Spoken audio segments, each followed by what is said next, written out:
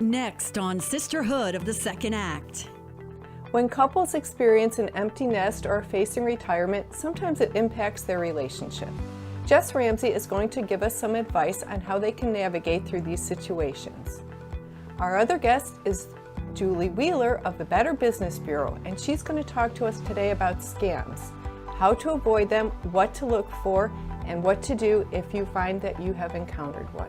We will meet both of these women on today's episode of Sisterhood of the Second Act. Sisterhood of the Second Act is brought to you by There's more inside the hemp mill than CBD products. There's a community. Stop in for Friday's Coffee Talk to enjoy free hemp coffee and treats. Patent pending products made from hemp for anxiety, pain relief, and organic healthy eating. Cannabinoid products you can trust because the hemp is locally grown, processed, and formulated by us with patent pending formulations. That includes our Pet Calm and dog biscuits. The Hemp Mill, women owned and operated with nutritional offerings, local cards, gifts, jewelry, and trending fashions made by women-owned businesses. TheHempMill.net.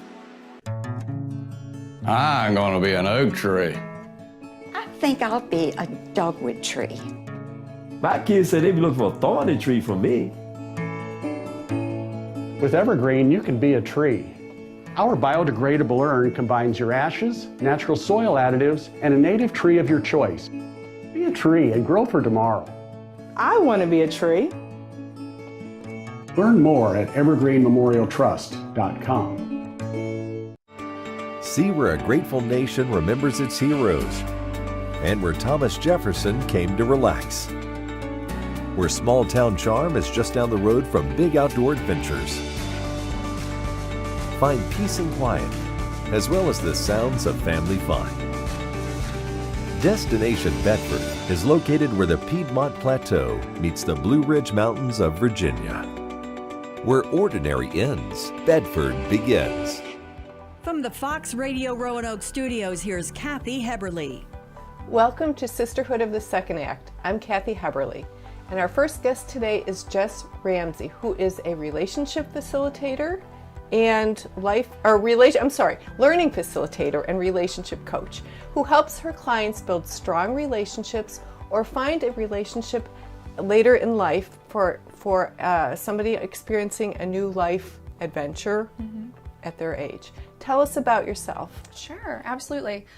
So as you mentioned, I'm a learning facilitator, and essentially a learning facilitator is someone who helps you take on new things in your life and help you move through that process. So I began my career in education, so I learned about change management and adult learning theory. So I'm skilled in helping people take on new understandings, take on new beliefs, take on new practices, and facilitating that process, because taking on something that's new can be really challenging. Our brain tends to fight against that. So I help facilitate that process as a learning facilitator.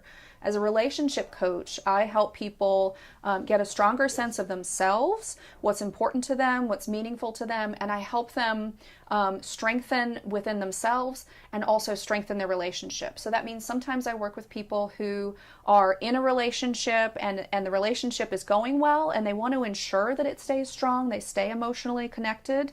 Sometimes I work with people who are considering leaving a relationship, and I help them make sense of what's the rationale, what's the reasoning behind why you want to leave, what are you hoping to get out of a relationship, what are you hoping to get out of your life that you feel like is missing. So sometimes I work with individuals, and I also work with couples, and so I help couples basically get to a point where they feel like they want long-term satisfaction in their relationship. So sometimes it's a couple is at a place where they're feeling really disconnected, and other times they're at a place where they feel connected and they just want to make sure they're in a really strong place for the long term. That is something so important. I think so many people would love that kind of advice and help with. And you must have been trained specifically to do that. Sounds complicated. So how did you are you certified, and how did you do that? Yeah. What does that require? Yeah, absolutely. I'm a certified professional coach, so I went through training at a a coach training institute, IPEC, or Institute for Professional Excellence in Coaching, and I'm also certified through something called the ICF, which is the International Coaching Federation. So essentially, what I had to do is I had to go through so many in-person training and coach training practice, and then I also had to take an exam, essentially, to say that I know what I'm doing. I can help people effectively. Okay, so we're kind of, our audience is women that have reached a certain age, and now they're experiencing some life changes. Perhaps they're becoming empty nesters, or they're looking towards retirement, and they're now just them and their spouse. What do you notice, and what do people in particular usually come to you for at this stage of their life? What is something that you find is kind of a common experience? Yeah. Often it's women coming to me, more often than men initially. Sure.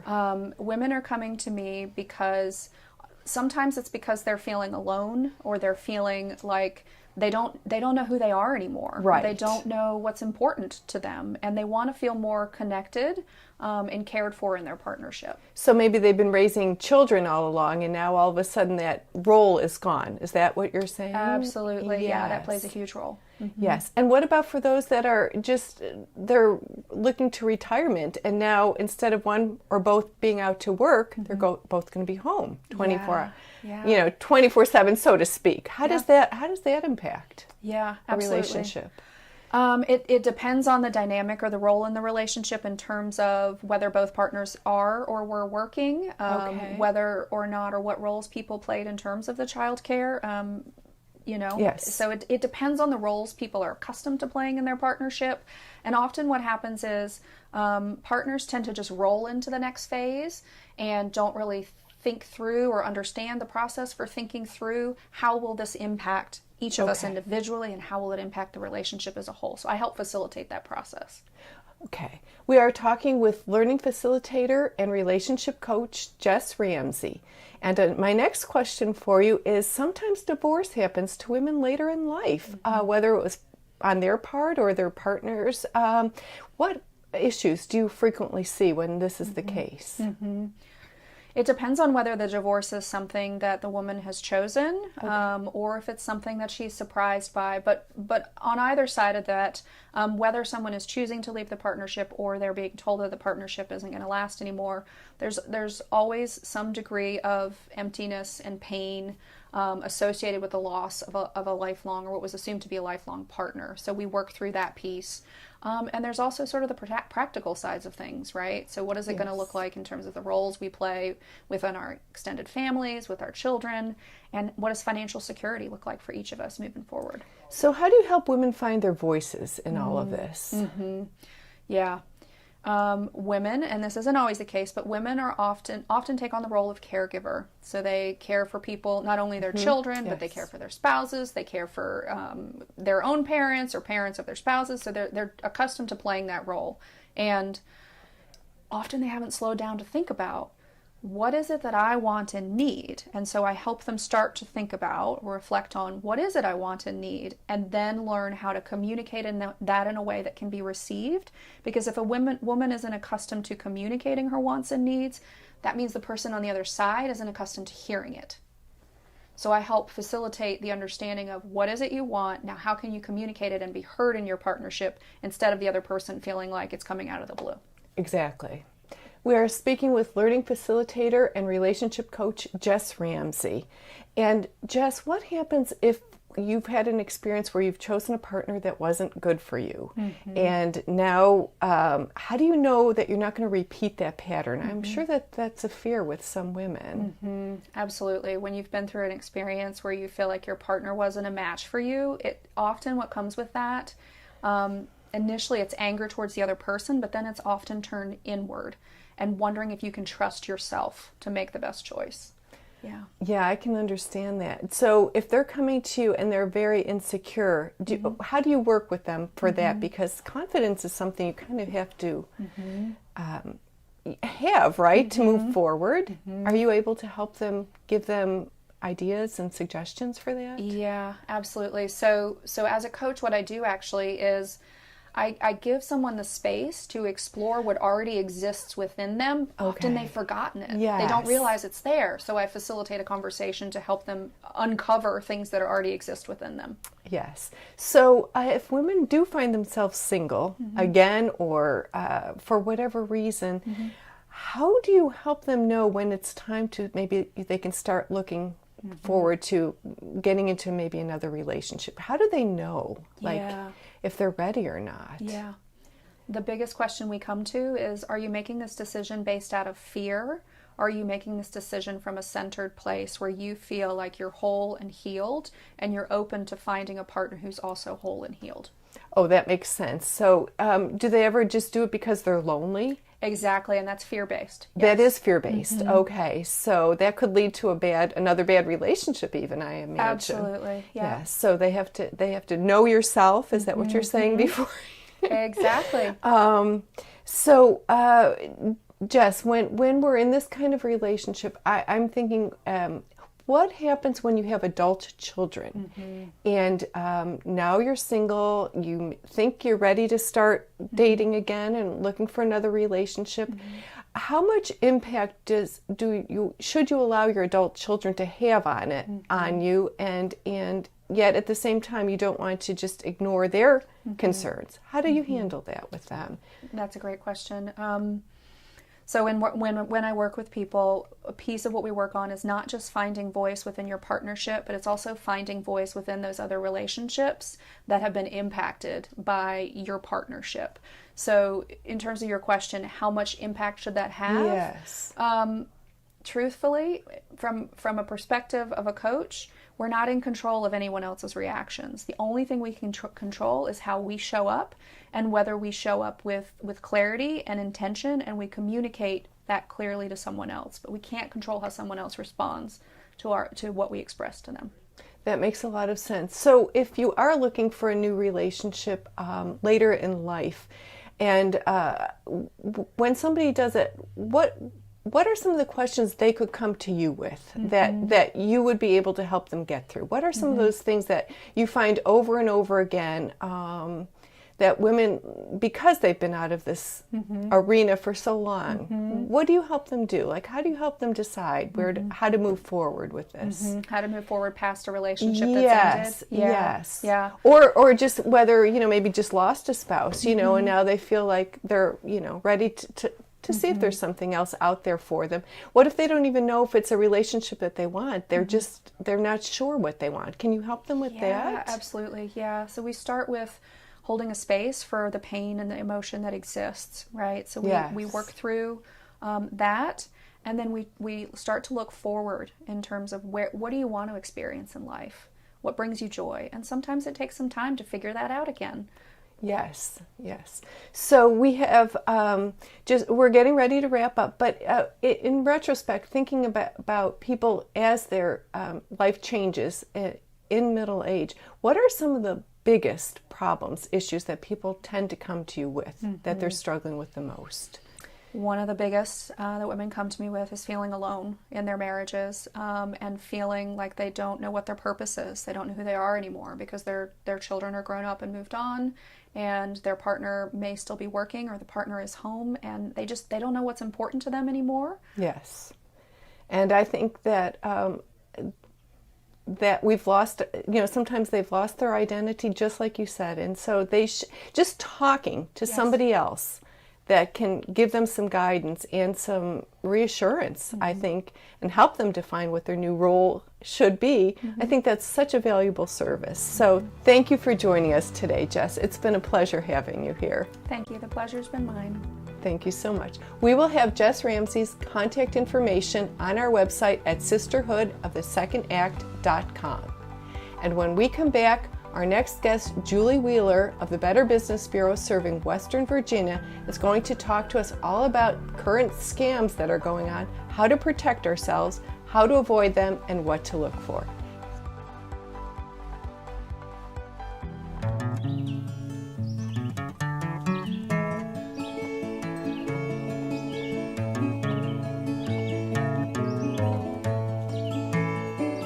Hi, Dad. Hey, son. This really is a beautiful place. Your mother chose it. Evergreen Memorial Trust is committed to perpetual care with 5 cemeteries in the greater Roanoke area. Learn more at evergreenmemorialtrust.com. There's more inside the hemp mill than CBD products. There's a community. Stop in for Friday's Coffee Talk to enjoy free hemp coffee and treats. Patent pending products made from hemp for anxiety, pain relief, and organic healthy eating. Cannabinoid products you can trust because the hemp is locally grown, processed, and formulated by us with patent pending formulations. That includes our Pet Calm and dog biscuits. The Hemp Mill, women owned and operated with nutritional offerings, local cards, gifts, jewelry, and trending fashions made by women-owned businesses. TheHempMill.net. There's more Sisterhood of the Second Act after this. Where there is nothing, artists see something. Where there is silence, they hear a melody. Where there is beauty, they create even greater beauty. In a region known for its beautiful mountain surroundings, our vibrant arts community makes the Allegheny Highlands a more colorful place to live and visit. Our passion for the arts is endless, and it's uniquely Allegheny.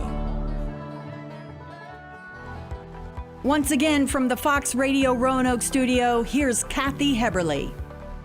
Welcome back to Sisterhood of the Second Act. I'm Kathy Heberle, and my next guest is Julie Wheeler, who has been president of the Better Business Bureau for over 20 years. And our talk today is going to be about educating people, especially women in the close to 50 and over, about scams. And there's so many going on these days that it's quite a concern. So, Julie, let us know some of the scams that you're seeing these days. What are you seeing? Well, some of our top scams are phishing. Explain that to women who might not even be familiar with that. Phishing is an unsolicited email that you receive. I see. Most of the time, it'll have a link that it wants you to click on. When you click on that link, it's going to ask you for personal information. It may say it's your bank, it may say it's your credit card company. It could be related to an order or a shipment that you're supposed to receive. So they're very convincing. They use real logos, they use real layouts that these financial institutions or credit card companies use in their correspondence. So it gets your attention. But what they have in there is a link that actually takes you to a fake site.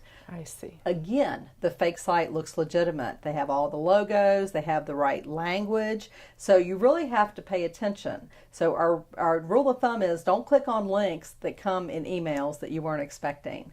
You know, if you think it's actually legitimate, right, you go and type in your bank site, your credit card company site, the shipment site, you know, whatever it may be that they're trying to get you to do, enter that directly and then try to log into your account and see if they actually need you. Or better yet, if you have a phone number on the back of your credit card, your financial institution, pick up the phone and call them and ask the question, is this legitimate? Is there a problem? Do you actually need me to provide this information? Phishing has been huge ever since email became available, and now it may come via text. And it may say, you know, we need your PIN. Yes, in order to I've do this. had those. I have had those. Yes, and it really gets your attention. But or there's been a transaction that we're concerned about that isn't legitimate. You need to click here and verify whether you made this transaction.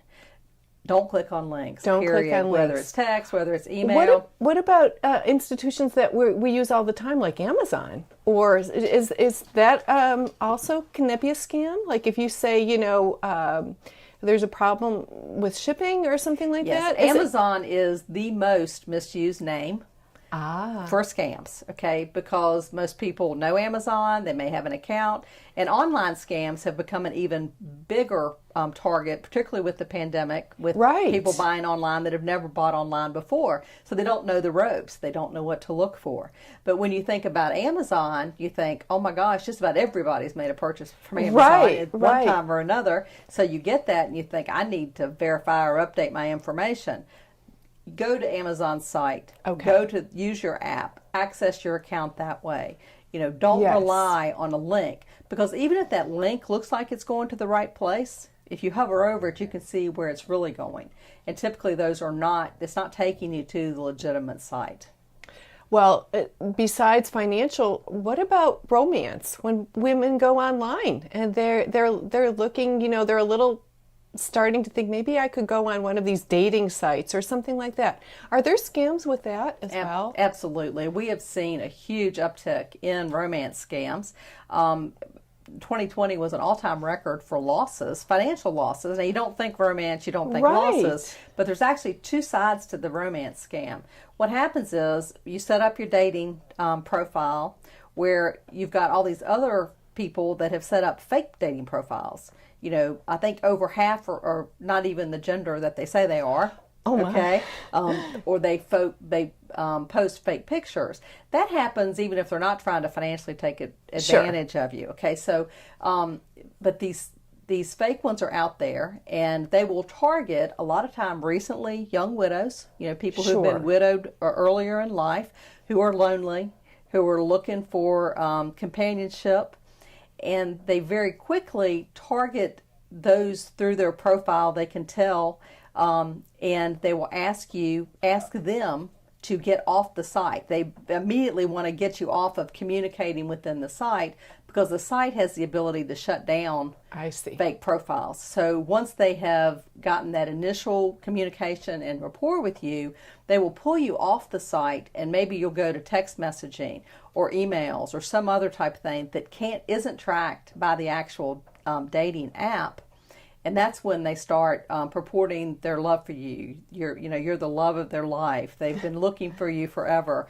Okay, I'm sorry, but in a 6-week period, you just don't develop that. And so you may push to meet in person. Well, they always have a reason. And unfortunately, the pandemic has made that reason very easy. Well, I have a positive COVID test, or I'm not comfortable meeting in person right now. So it's just given another way for them to appear legitimate for a longer period of time. So they always have excuses for why they can't meet you. A lot of times their thing is they're from your area, but they're working out of the country. Maybe they have a business out of the country. Maybe they're in the military, but there's some reason why they're not available to meet you in person. But when they finally have you, once they've hooked you and you are sure that this is your love, this is going to be your future, and you've just got to figure out a way, to be together, that's when they start with the financial hook. Okay. Oh dear. And at that point, maybe they want your credit card number so they can book a plane ticket to come see you. Maybe they want you to help them because they're in trouble. They've had an accident overseas. They can't access their own money. They have some emergency. But the bottom line is, in some way, shape, or form, they need money from you. A lot of times they ask you to buy gift cards and give them the numbers off those gift cards so that they can make purchases that they need to make. But again, there's always something, medical emergency. There's things that get your attention. And this is the love of your life. Why would you hesitate? Why would you hesitate to provide that and give them that financial? It's a scam. If somebody is completely in love with you right off the bat, and then they start asking you for money, run the other way. Okay, we see this happen. A lot of times they go through very detailed things. They'll set up fake dating profiles, fake Facebook pages, and to where you go to Facebook and you check, and you're like, oh, well, see, they say they were born here. They say they do this for a living. It must be real. 82% of Facebook pages are fake. Unbelievable. Hear that percentage. That's amazing to me. And so you can't rely on that. There are ways you can do a reverse search on images to see if that image appears in other places, other pages. So a lot of times they just use the same photos over and over again. We've had some super elaborate ones that have targeted residents in our service area. And they've lost money to them, unfortunately, because they were so legitimate. We had one that even bought a fake website for news and posted articles about this accident and disaster that happened while he was working overseas with his company, and talked about all the trouble he was in and the money he had to pay in fines. So, provides that. They go, well, God, this got to be real. This is a news site, right? So, it's crazy the lengths these folks go to, but they make a lot of money, unfortunately. Unbelievable. We are speaking with Julie Wheeler, the president of the Better Business Bureau, about scams. And some of the things you mentioned sound like red flags to me. Are there any others that you would suggest that women look for? Absolutely. If someone is looking for money, yes, they're asking you for money in any way, shape, or form. They're asking you to click on a link and provide personal information if they need your banking information, your credit card information, anything like that, social security number, all those are red flags. When they're looking for money, if they're asking you to pay via gift card or to wire money or to use any of the kind of what I call the social payment sites, your Venmos, your Zelles, those types of things, where you really don't have recourse to get your money back. Okay. So how can women use the BBB as a resource when it comes to scams? Well, for scams, we have Scam Tracker. And you can actually go out on Scam Tracker, just Google Scam Tracker and it'll come up. You can actually go out and look and see if anybody has reported maybe what somebody is asking you to do or saying to you. Whether it's a sweepstakes or a phishing or an online type scam that we're seeing, or a government imposter. That's another biggie that we see. You can go and kind of enter some keywords about what somebody's asking you to do and see if there's other reports of that. And hopefully there will be, and you can not send money and not lose money. Right. We do find a pretty good correlation of people that check that ahead of time who can prevent losing money. So if you take the time to check it, it's going to help you. And also take the time to report what's happened to you so that you can help other people. I was just going to say, I bet sometimes people are embarrassed to register, but why is it important for them to register a complaint? Well, the Scam Tracker is, none of your personal information is published, so your name, whatever. So you're just putting information out there to help other people. So that's really important. But you're absolutely, when you're a victim of a scam, that's one of the biggest things that we see is that people are embarrassed. Right. They don't want to tell somebody that it happened to them because, oh my gosh, how was I that stupid? These people are really convincing. They're very good at what they do, or they would have moved on to do something else. Right. And if they got you, they could get someone else. So you're also, it's like, right? So you would want to help the other people that might be unaware of that. Absolutely. And, I think that that's really important for everybody to do. So I think that being aware of all these different scams is vitally important. I appreciate that your services of what you do, and I really think that we want to encourage people just to be more aware. Like, are there any other tips? We're wrapping it up here, but is there any quick tips you can share for it to be aware? Well, talk to other people, talk to your family members, talk to your friends. Don't let somebody put you in a corner and to where you're not comfortable telling other people what's happening to you, because that's how you can prevent losing money, is by communicating and just calling us. We can help you talk through it, walk through it, and help you figure out whether something is legitimate or not. Well, thank you for being our guest today, Julie. It's been a pleasure having you. It's my pleasure as well. Thank you. You're welcome.